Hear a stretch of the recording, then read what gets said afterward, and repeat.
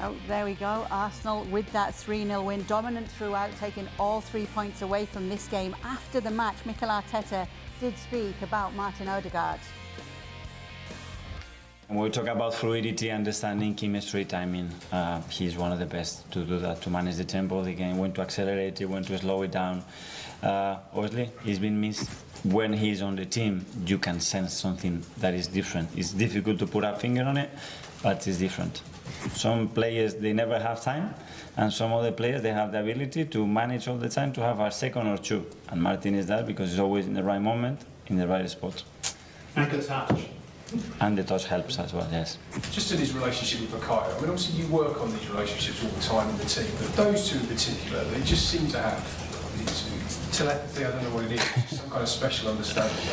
Yeah, I think that's chemistry. Sometimes you meet somebody and straight away you make eye contact and something flows, and with those two it happens off the field, it happens on the field, and with many others as well. That's something that in football is very difficult to say, but when you put them together in the right spaces, close to each other, things flourish and things happen naturally. And with others, you're trying to force it and it doesn't work.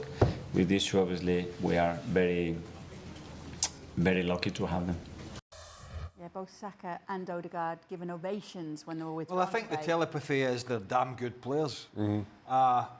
Shaka was excellent today, and he's a terrific player. I mean, he really is.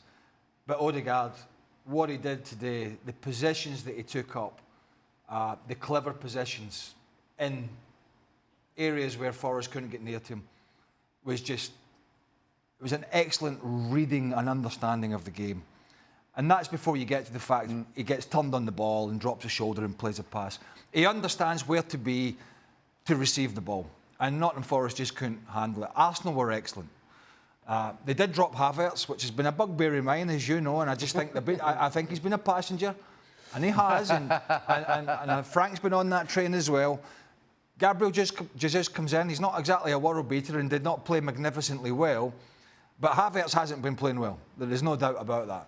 But the fact that Odegaard is back and fit, they were able to keep Declan Rice on the bench. I don't know why they brought Rice on at the end, because he's had this toe problem. I wouldn't even have given him 5 seconds, never mind a few minutes. But this was a good return to domestic football after the international break. And when you look at that back four, I like that back four. Yeah. You know, you're talking big, quick, fast, strong.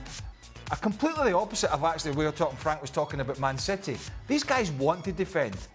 They want to defend first, and then they want to go forward, not the opposite. And if they can keep all those fit, and I know it's been a problem, but it's great to see Timber fit again. He's strong as an ox, and Calafiore's a very good player. We know about the two centre-halves. Yes, it was Nottingham Forest, but they did beat Liverpool this year at Anfield. So this was a very professional performance from Arsenal. And maybe something of a reset as well, Shaka, coming back from the international break after you had those couple of losses, that draw as well.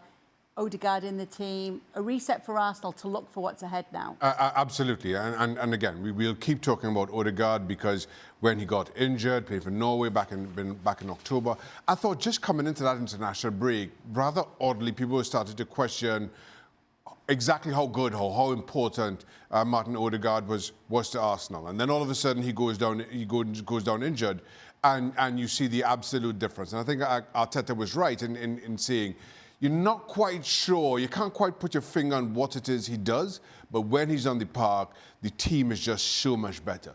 His link-up play, just how he keeps the ball moving, how he keeps everybody involved. I think he is exactly the player they need in that position. They've been going through a little bit of a stumble themselves. Nobody's accusing them of being in any kind of crisis, but just kind of given the standards you expect, you need to kind of emulate, if you do want to win this Premier League title, what we've seen in the couple of weeks coming into the international break, you expected more of. And yes, Arteta changed things. The performance was a whole lot better. Getting back to what they do best, and that is just defensively being so hard to break down, as a team being so hard to beat. Now if they could get those goals a little bit more consistently, we said in the summer, and doubling down on what Craig said, you just feel that world-class striker is what they absolutely need. Maybe they have it in Nwaneri, but that's another conversation. But for right now, it's exactly what Arteta and Arsenal needed. Good performance 3 goals to go away from, yes, it's Nottingham Forest, but a few weeks ago we were talking about Forest top 4, top 6, or wherever they were placed. So you take this for what it is and you build on it. Good day all round for Arsenal. A win for them and a loss for City, Frank. Yeah, that's a very good day for them, and a very good day because, again, as everybody said and mentioned, Odegaard is back, and that makes a difference. I mean, you have some time, and it's rare in football. Some players, they don't need to touch the ball too much. They don't need to dribble. You have artists like Messi, Ronaldo, and I don't want to say they're not part of those players, but Odegaard plays so simple because he sees everything before. And he knows and he feels that he has strings with other players, especially with Bukayo Saka. It's like opponents have to know how to cut off that string between those two because otherwise they're going to destroy you. But Odegaard is like Dennis Bergkamp, he's like Gianfranco Zola, he's like Michel Platini that I've seen playing as well. Those players who don't need to touch the ball too much because they know exactly 1-2 touches and they create a difference. The first goal of Shaka, before Shaka goes around the defense, there's a little touch, a finesse, a flair from Odegaard which makes the difference, and that's very rare. To see that in a top football. It's why I love those kind of players, because they make a simple way of playing football, which is the hardest thing to do. And I think it's good for Arsenal. They needed him because otherwise I wouldn't have seen him fighting for the title. All right. I think it's good for Arsenal. This might not make sense, and please shoot me down. I think there is I don't know what they're not in awe, but I think there is somewhere in the Arsenal mind, if it was Man City at the top of the league at the moment, striding away again, it'd be like, oh, not again, 2 years in a row. They've come steaming through and we've just faltered at the end.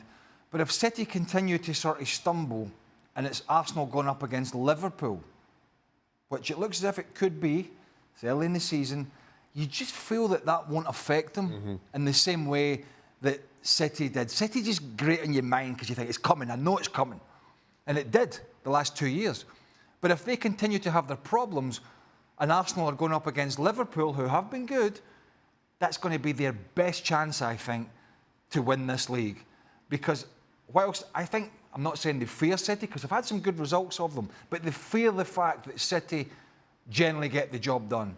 Whereas if they falter in don't, I think Arsenal will feel very confident that they're going to be able to hunt Liverpool down. We're playing mind games already.